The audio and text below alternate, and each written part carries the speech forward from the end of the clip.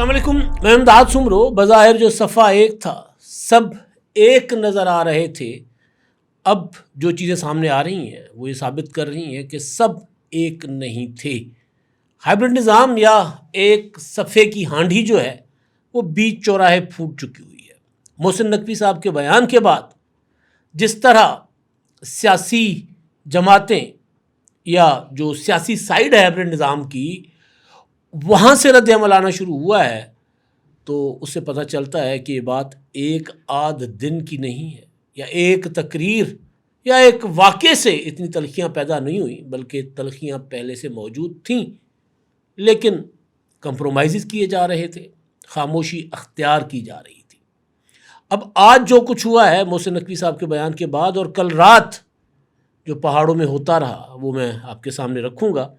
सबसे बड़ी बात जो सामने आई है वो ये है कि सदर आसिफ अली जरदारी साहब ने मोहसिन नकवी साहब से एक तरह से कता ताल्लुक़ कर लिया, या उनके सर से हाथ उठा दिया है, क्योंकि पीपल्स पार्टी ने बाज़ाब्ता तौर पर मोहसिन नकवी जो वज़ीर दाखिला हैं, सदर आसिफ अली जरदारी साहब के बरखुरदार हैं, मुस्लिम लीग नून पीपल्स पार्टी को ताने दे रही है कि वो तो आपका बच्चा था, वो इस तरह की बातें कर रहा है।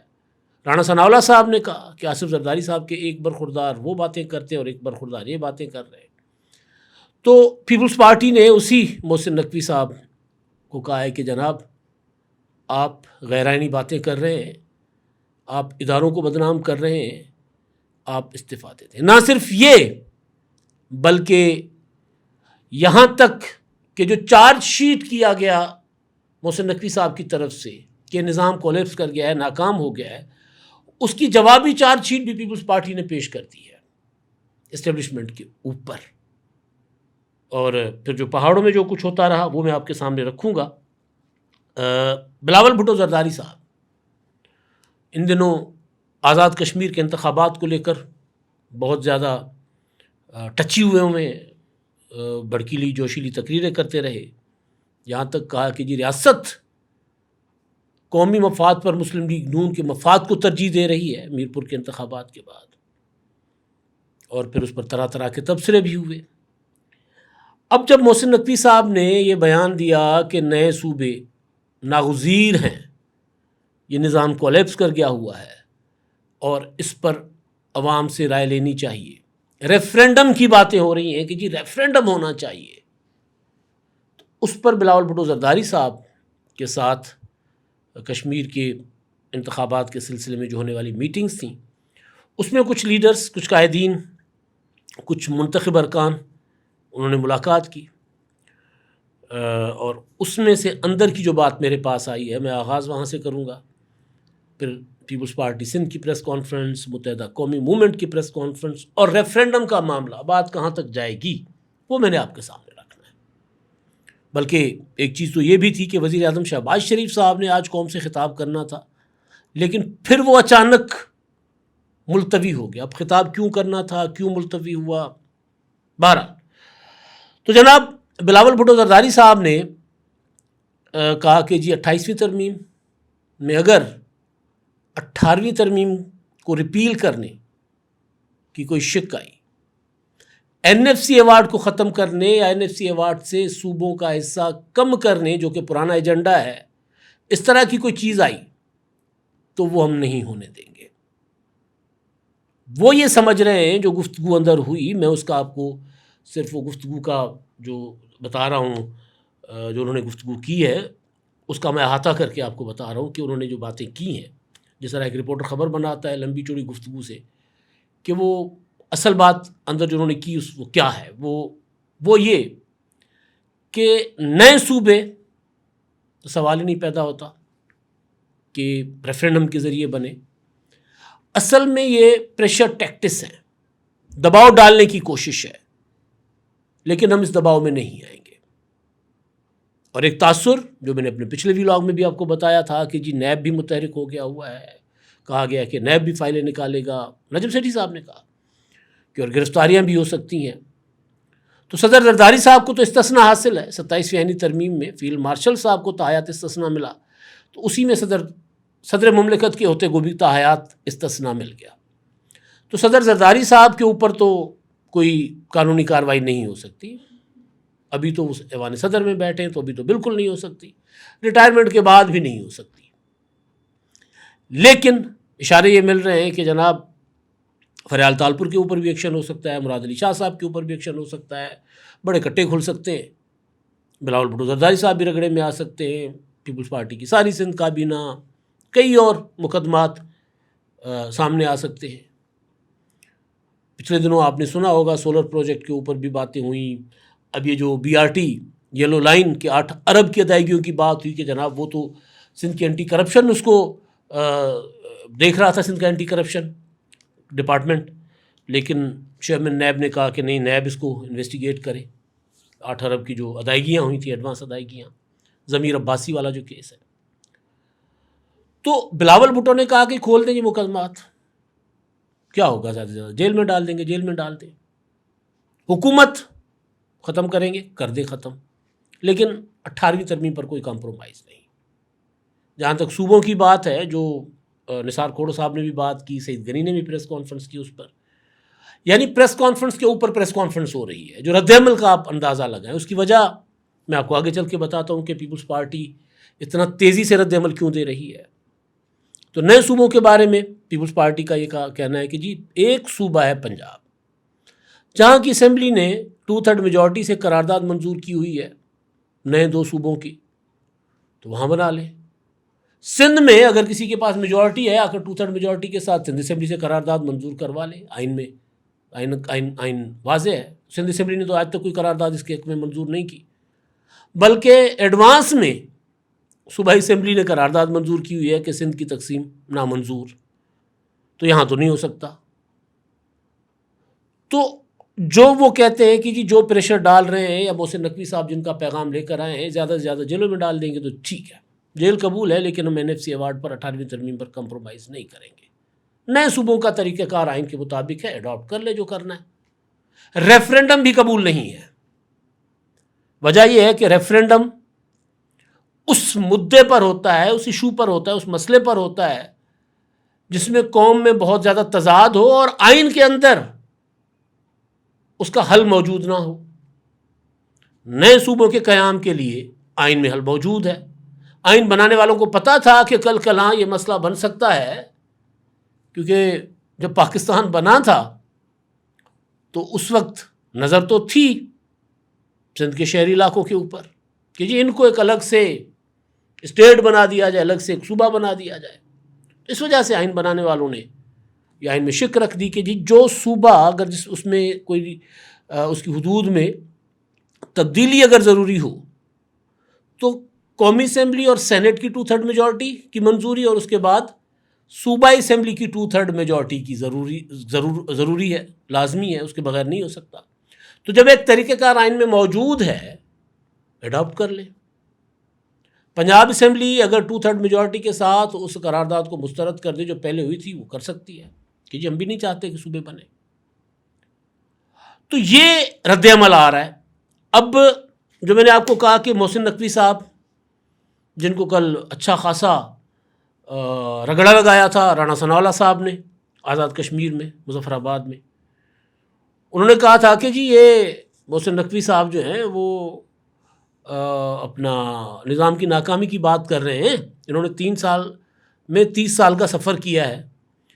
نظام تب کامیاب ہوگا جب 30 سال کا سفر 3 سال میں طے کرنے کے چور دروازے بند نہیں ہوں گے. محسن نقوی صاحب کا نام لے کر مسلم لیگ نون نے اچھا خاصا ان کو لتاڑا.